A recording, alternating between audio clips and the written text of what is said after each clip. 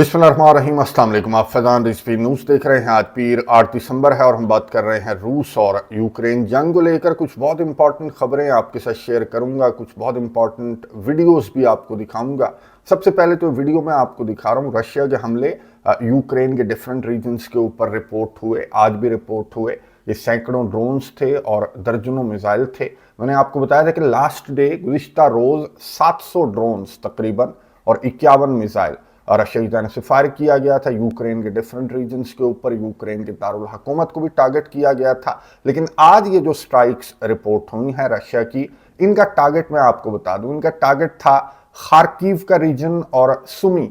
ये जो दो रीजन्स हैं ये डॉनबास रीजन से ऊपर आपको नजर आ रहे होंगे। खार्किव का रीजन है डॉनबास रीजन से ऊपर, और फिर खार्किव से ऊपर आपको नजर आ रहा होगा सुमी का रीजन। ये दो रीजन्स वो हैं जिनके हवाले से डोनाल्ड ट्रंप गुज़िश्ता दिनों जब डोनाल्ड ट्रंप ने यूक्रेन के सदर वोलोदिमीर ज़ेलेंस्की के साथ अपना नया पीस प्रपोजल जो 28 नुकाती है, जब वो शेयर किया था तो डोनाल्ड ट्रंप ने कहा था कि इस प्रपोजल को एक्सेप्ट कर लो, वरना डॉनबास से बात जो है वो ऊपर चली जाएगी, आगे निकल जाएगी। यानी कि मजीद रीजन्स को रशिया जो है वो कंट्रोल कर सकता है, बाय फोर्स कंट्रोल कर सकता है। खार्किव रीजन के अंदर मैं आपको बता दूं कि ना सिर्फ ये रशिया के हमले, बल्कि रशिया की डिफेंस मिनिस्ट्री की जानिब से बयान सामने आया कि हमने 2 विलेजेस को खार्किव रीजन के अंदर कंट्रोल किया है।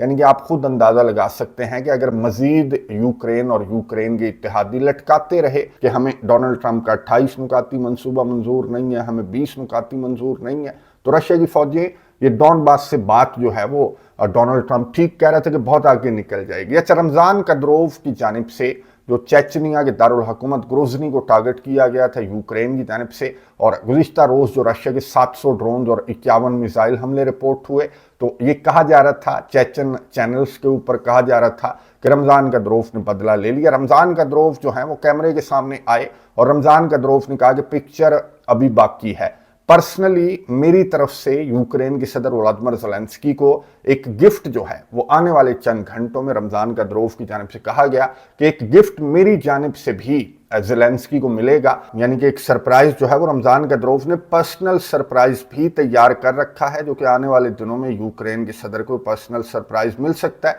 अच्छा, ये सरप्राइज कब मिलेगा कद्रोव का, ये तो आने वाले चंद घंटों हमें इंतजार करना पड़ेगा। एक सरप्राइज क्रेमलिन से मिल चुका है यूक्रेन को, और यूरोपियन जो एलाइज हैं यूक्रेन के, उनको क्रेमलिन के तर्जमान दिमित्री पेस्कोव ने ये बयान जारी करते हुए सरप्राइज दिया कि हमें डोनाल्ड ट्रंप का रिवाइज्ड प्रपोजल भी पसंद आया। अब डोनाल्ड ट्रंप ने, आपको मालूम है कि पहले 28 नुकाती एक जंगबंदी मंसूबा पेश किया यूक्रेन और यूक्रेन के इत्तेहादियों को, उन 28 नुकात पर एतराज था। फिर यूरोपियन कंट्रीज ने एक फॉर्मूला पेश किया, रशिया को उसके ऊपर एतराज था। तो डोनाल्ड ट्रंप ने कहा कि ना तुम्हारा बल्कि एक रिवाइज्ड प्रपोजल मेरी जानिब से पेश किया जाएगा और उसको आपने एक्सेप्ट करना है या फिर रिजेक्ट करना है। रशिया ने ये जो डोनाल्ड ट्रंप का नया प्रपोजल है, अब खबरों के मुताबिक इसकी तफसीलात तो सामने नहीं आई, खबरों के मुताबिक ये 20 नुकाती ये प्रपोजल है, जिसको क्रेमलिन के तर्जमान की जानिब से कहा गया कि अच्छा प्रपोजल है, और रशिया के सारे कंसर्न्स को इस प्रपोजल के अंदर भी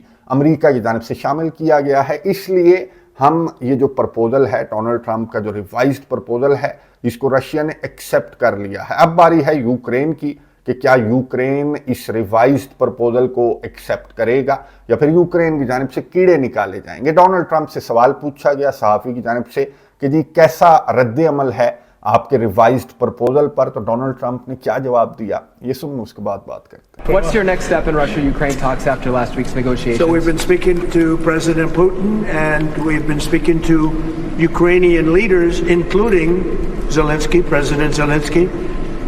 And I have to say that I'm a little bit disappointed that President Zelensky hasn't yet read the proposal. That was as of a few hours ago. His people love it, but he hasn't. Russia's fine with it. Russia, I guess, would rather have the whole country when you think of it. But Russia is, I believe, fine with it. But I'm not sure that Zelensky's fine with it. His people love it, but he hasn't read it.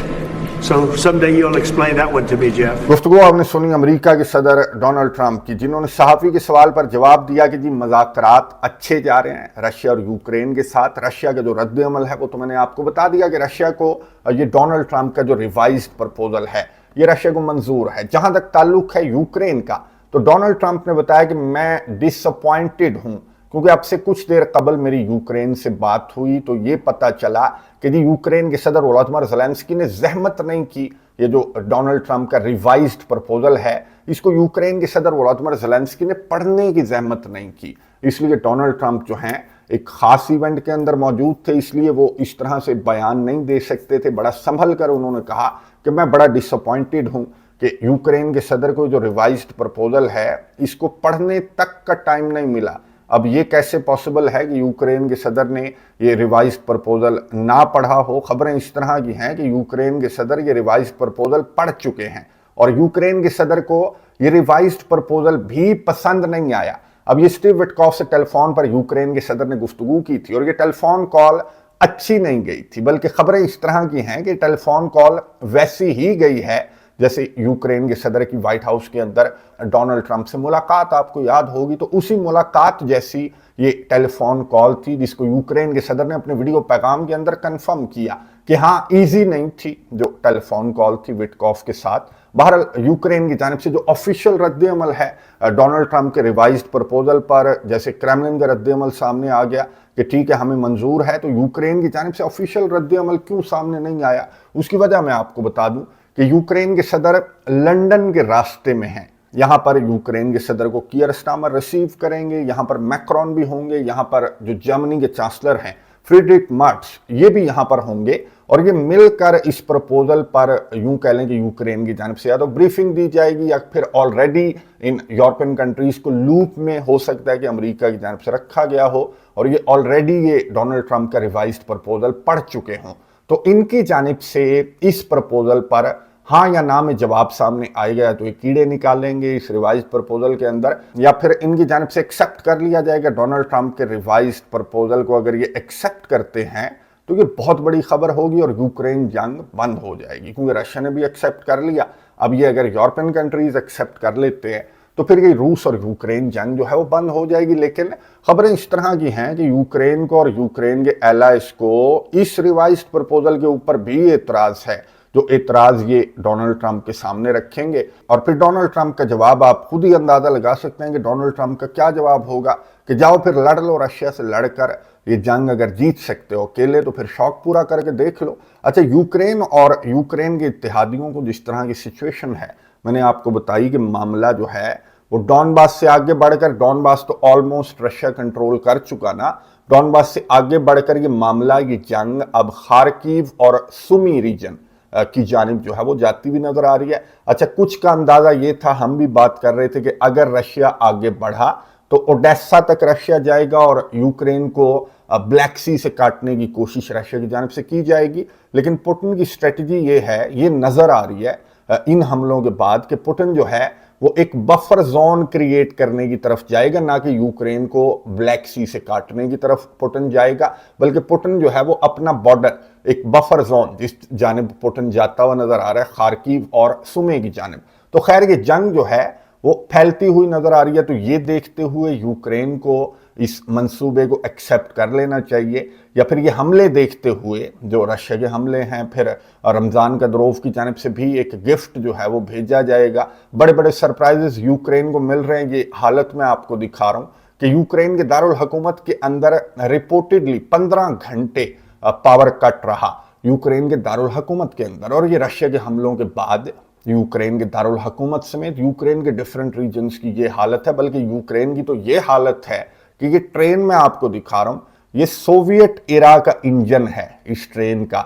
ये धुआं छोड़ती train आपको नजर आ रही होगी, पुरानी फिल्मों में आपने देखी होगी। और ये मैं आपको बता दूं कि यूक्रेन में ये जो इंजन्स हैं, ये जंग की सूरत हाल के पेश नज़र इस तरह के इंजन्स यूक्रेन ने बचा कर रखे हुए थे और अब ये इंजन्स काम आने लगे हैं। उसकी वजह क्या है? क्योंकि एनर्जी इंफ्रास्ट्रक्चर को रशिया की जानिब से बहुत ज़्यादा टारगेट किया जा रहा है। जो रशिया की एनर्जी है वो यूक्रेन को नहीं मिल रही, तो यूक्रेन जो है वो अब अपनी ट्रेनें चलाने के भी काबिल नहीं रहा। इसलिए पुराने जो इंजन हैं वो यूक्रेन ने निकाल लिए हैं। तो यूक्रेन के सदर को अपनी अवाम पर रहम करना चाहिए और इस जंग को बंद कर देना चाहिए। अगर इस प्रपोजल को यूक्रेन और यूक्रेन के जो यूरोपियन एलाइज हैं उनकी जानिब से रिजेक्ट किया जाता है तो फिर वो ब्लैंक चेक्स तो नहीं मिलेंगे। जूनियर डोनाल्ड ट्रंप ने दोहा फोरम के ऊपर बैठकर गुफ्तगू करते हुए कहा कि नहीं जी, ब्लैंक चेक्स कोई नहीं मिलेंगे। क्योंकि मैं मोनाको गया था अपनी गर्लफ्रेंड के साथ, तो मैंने देखा कि वहां पर यूक्रेन के नंबर प्लेट की गाड़ियां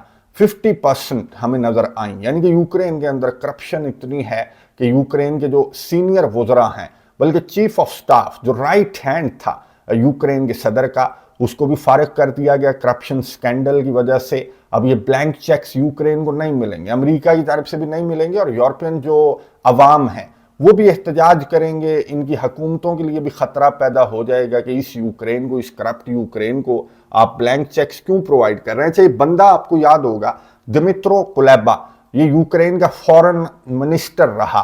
और इसका एक बयान मैं आपको याद करवा दूं कि जब ये फॉरेन मिनिस्टर था यूक्रेन का, तो इससे साहब की जानब से सवाल पूछा गया था कि अगर अमेरिका ने और यूरोपियन कंट्रीज ने यूक्रेन को असलहा देना बंद कर दिया तो आप क्या करेंगे। तो दिमित्रो कुलेबा ने जवाब दिया था कि हम फिर बेल्चों से लड़ेंगे। अब ये आप देख रहे होंगे कि दिमित्रो कुलेबा, जिसको उसके ओहदे से यूक्रेन के सदर ने हटा दिया था, और इसने, मैं आपको बता दूं कि खबरें इस तरह की हैं कि पोलैंड पहुंच चुका है। जो पैसा इसने बनाया तो वो जेब में डालकर ये पोलैंड पहुंच गया, और ये आपको क्लब के अंदर अपनी गर्लफ्रेंड वगैरह के साथ ये दिमित्रो कुलेबा, जिसने बेल्चों से लड़ना था, ये आपको यहाँ पर पार्टियां करता हुआ नजर आ रहा होगा। तो ये यूक्रेन का फ्यूचर है। बल्कि यूक्रेन के सदर अगर इस प्रपोजल को एक्सेप्ट कर लेते हैं तो मैं आपको चंद महीनों के बाद दिखाऊंगा कि यूक्रेन के सदर भी इसी तरह किसी क्लब के अंदर बैठे हुए होंगे और ओलेना ज़ेलेंस्का जो है वो डांस कर रही होंगी। क्योंकि इस प्रपोजल के अंदर, जो डोनाल्ड ट्रंप का रिवाइज्ड प्रपोजल है, इसके अंदर ये नुक्ता तो है कि अगर ये जंग बंद हो जाती है तो 100 दिन के अंदर अंदर यूक्रेन के अंदर इंतखाबात करवाए जाएंगे, और अगर ये इंतखाबात करवाए गए तो इसका नतीजा क्या होगा वो भी यूक्रेन के सदर को खैर नजर आ रहा है। तो यही वजह है, ये भी वजह है, और भी बहुत सारी वजूहात हैं कि यूक्रेन के सदर की जानिब से इस रिवाइज्ड प्रपोजल के अंदर भी कीड़े निकाले जा रहे हैं। अब यूक्रेन के सदर का यूरोपियन एलाइज के साथ मशावरत करने के बाद क्या रद्द-ए-अमल सामने आएगा, और यूक्रेन के सदर के उस रद्द-ए-अमल पर डोनाल्ड ट्रंप का क्या रिएक्शन होगा, नजर रखूंगा। मैं आपको अपडेट्स देता रहूंगा। कमेंट्स बॉक्स में अपनी राय का इजहार जरूर कीजिएगा। अगली वीडियो तक के लिए इजाजत दीजिए। अल्लाह हाफिज।